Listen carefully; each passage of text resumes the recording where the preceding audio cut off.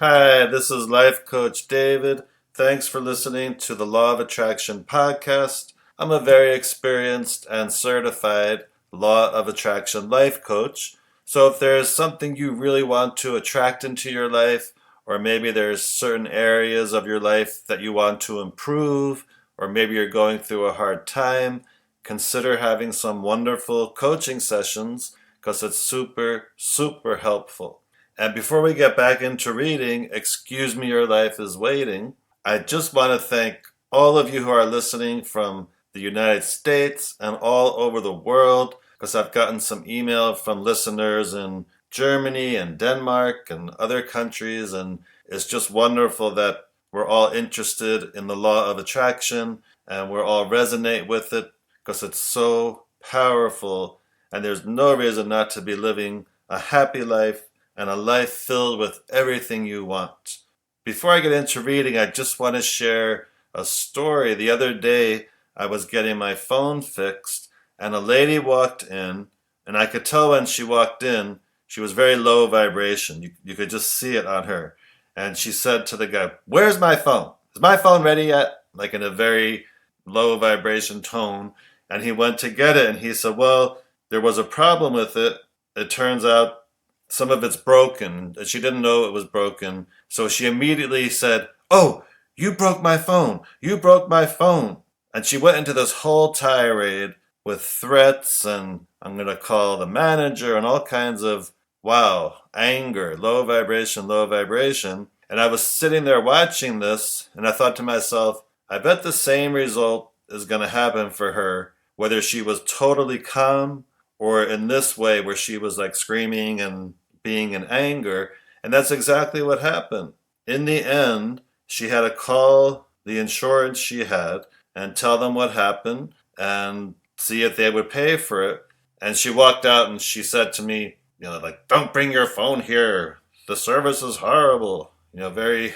And I really wanted to hand her my card and just let her know, like, you could have come in here totally calm and saved yourself from getting angry and taking on all that resistance. But instead, she just doesn't know. That's the thing. She probably doesn't even know or is aware that there's another way to be. So anyway, I just wanted to share that with you and, ask yourself, am I getting angry and irritated at things that aren't necessary to do that? I could be totally calm and high vibration and just experience life in a better way.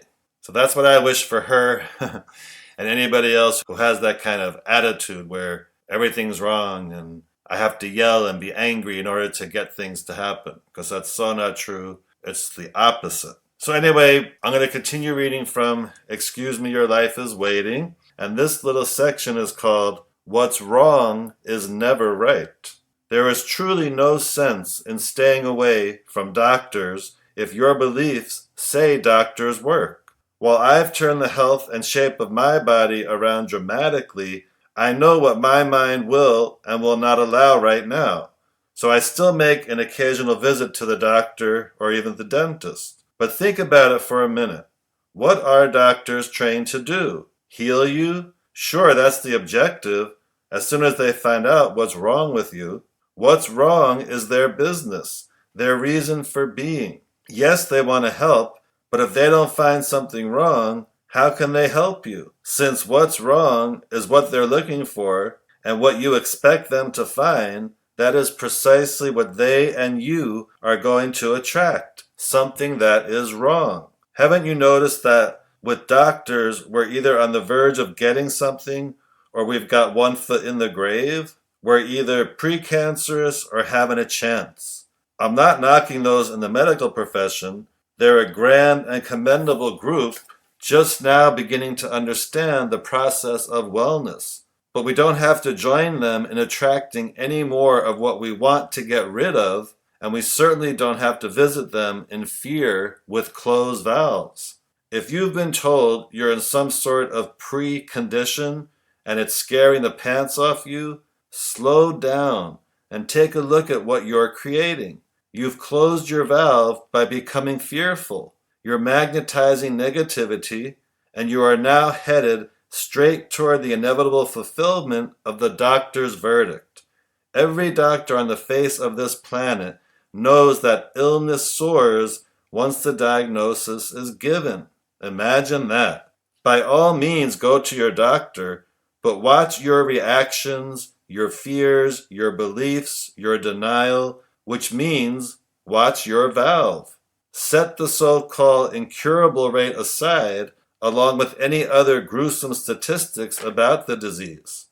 This way you can employ your doctor as a means to the end of your desire rather than as a cause for any further fear. And that's the end of that little section. And that's a very interesting awareness, not to give a doctor the power over whether you can be well or not. It's a great reminder that doctors are wonderful. They can definitely, of course, help us when we need their help. But at the same time, there's so many stories of doctors telling people that what they have isn't curable, and then the person cures themselves, and so on and so on. So it's just a great awareness, even with some kind of diagnosis. Just be very, very aware of what you're telling yourself so you can get yourself to healing, so you can live in hope instead of fear. And the next section is called Death is a Joke. We've been talking a lot about the pure positive energy that creates worlds, the energy to which we are always connected but rarely open.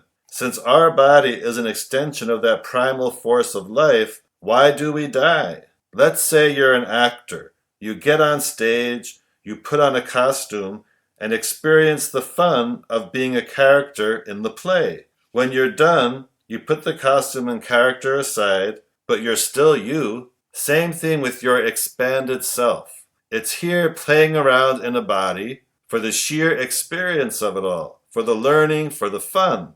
When it tires of this, it will do something else, but it won't go out like a candle. It can't. It's pure energy, and you can't snuff out energy. But even though energy can't be squelched, our negative vibrations most surely can squelch physical cells, a practice we seem to sanction with an appalling vitality. Focus with fear on a condition in the body we don't want, and our link to the greater energy we truly are becomes so drastically diminished, so constrained, the cells begin to shrivel from lack of life energy. The body is then reduced to bare survival conditions, ultimately dying from the relentless suffocation of its cells.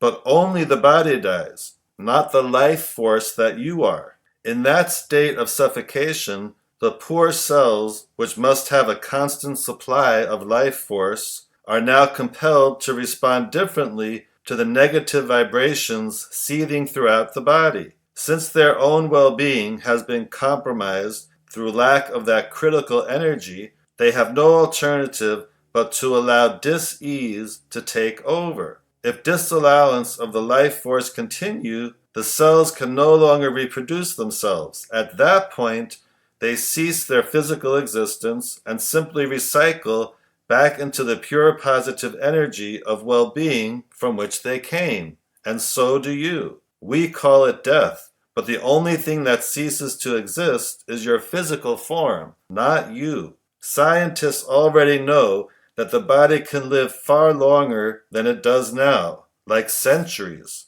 Yet these incredible instruments we take for granted aren't going to keep running without gas.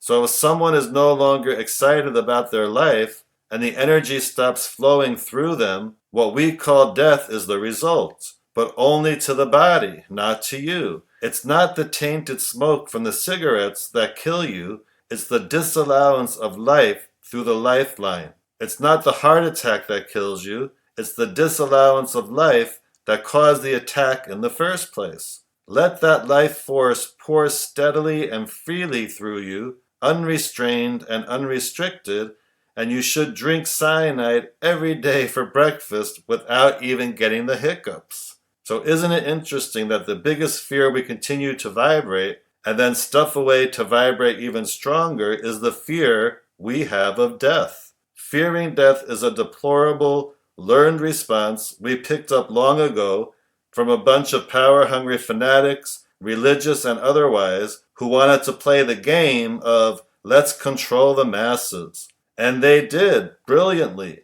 Get a bunch of people to fear something like death, and you've got them right where you want them, under your oppressive thumb. That's how all the stupid rumors about devils and evil and hell and some big judge in the sky got started, by using fear as a mechanism of control. But since energy can't die, and all of us are most assuredly energy-based, fearing death is nothing but a monumental waste of time that evokes nothing but more negative energy. The sad thing is, we've been so cleverly taught to fear death, we've totally forgotten how to live. However, if you decide to change costumes, what happens is nothing more than a withdrawal from being physical, a disconnection from the body. The you that you are never quits. That part of you is forever and ever connected to eternal conscious awareness. You. So what we erroneously call death is just a shift of focus, a bipping from one frequency to another. Will you ever be John Doe again? No. And would you want to be? But you don't cease to exist. You can't. You are the ongoing energy of life scampering around down here right now on this particular playground. You are the pure positive energy of well-being, and you cannot kill energy. The importance of putting this fear to rest is no small thing, because even if we get all of our other don't wants switched to wants, but then leave that one scary thorn in our side called death, we still have a fear vibration affecting everything, along with a mighty uphill climb to enjoyable health. The easier way is to stop fearing this atrocious man-made myth and concentrate with everything we have on raising our frequencies to that greater part of ourselves, which is the very essence of all that is. Then we'd have all the heaven we could handle right here in our own little world, the way it was meant to be. And that's the end of that section. And again, it's very interesting. I mean, we all have our beliefs about death, and everyone has different ideas. But underneath all the things that she said was not to fear death, because obviously we don't want to be in a fear vibration. So that's a very, very good point. And it's interesting, I heard the actress Betty White, I think now she is, 97 or 98. And the interviewer had asked her, "Do you fear death?" And she said, "No." She goes, "I have never feared death." She goes, "My mother always taught me that death is nothing to fear and nothing to worry about. And since childhood," she said, she just never had a fear of death and still doesn't. And I know that's why she's living such a long, healthy, happy life, because she has no fear of it, no resistance of it. And that kind of ties into what the chapter was talking about. And these two sections that I read today about sickness and about death are very interesting, and possibly a new way of thinking about sickness and a new way of thinking about death. So take that into consideration and do your best to keep yourself in a high vibration, because the higher vibration we keep ourselves, the more high vibration circumstances and experiences we're attracting. Thanks again for listening, and you can go to lifecoachdavid.com if you're considering Law of Attraction coaching. Have a wonderful, wonderful day, and as I always say, have a high vibration day.